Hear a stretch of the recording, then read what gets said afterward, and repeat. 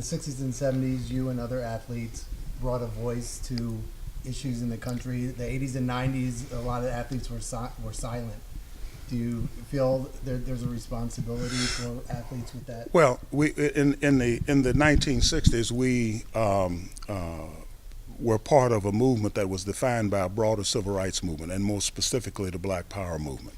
In the 1980s and 90s, the civil rights movement was essentially in decline. The Black Power movement was history. There was no defining ideological disposition that was framing up what was going on at that time, and in point of fact, people were in a state of movement fatigue, and so it was possible for athletes who were high profile to make statements like, "I'm not a role model," to make statements like, "Republicans buy gym shoes too," and literally suffer no consequences of it, because there was no movement, there was no ideological framing that would put that in perspective. It was not until we got well into the second decade of the 21st century with the Black Lives Matter movement that all of a sudden this thing became framed up again, and that's when Kaepernick took a knee. That's how I knew, after the first time he took a knee, to go in, get his shoes, get his jersey, get his stuff autographed, and get it to the Smithsonian,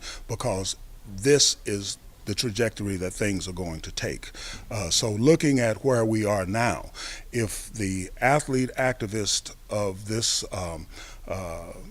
fourth wave era, which is the Kaepernick and LeBron James and D. Wade and Maya Moore and Tina Charles and so forth, Mike Bennett and Malcolm Jenkins, if they do not figure a way to link up with the movements that are now framing up the trajectory of social protests, then they will recede into the background until other activist athletes figure a way that they can align themselves with these new ideological perspectives and activist definitions.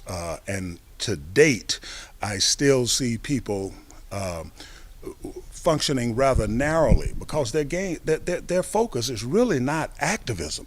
Their focus is athletic achievement, and it takes a major effort for them to move beyond where they are. Some athletes probably will align themselves with these young students and with these women going forward, but that would constitute a fifth wave of athlete activism separate from what Kaepernick and these athletes are doing today.